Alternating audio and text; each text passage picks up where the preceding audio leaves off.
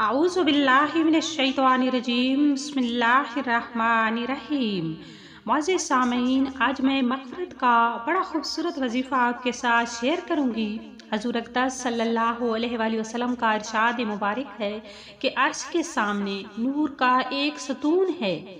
جب کوئی شخص لا الہ الا اللہ محمد الرسول اللہ کہتا ہے تو وہ ستون ہلنے لگتا ہے۔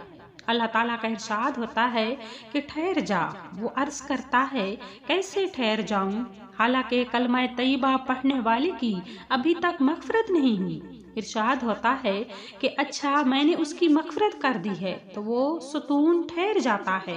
سبحان اللہ! تو کتنا عظمت والا یہ وظیفہ ہے جس کا ورد کرنے سے اللہ تعالیٰ بندے کی مغفرت فرما دیتا ہے۔ تو آپ نے اس وظیفہ کو، اس پیارے کلمہ طیبہ کو جتنا ہو سکے پڑھنا ہے اور اپنے دامن کو پاک صاف کر لینا ہے۔ وآخر الدعوانا الحمدللہ رب العالمین۔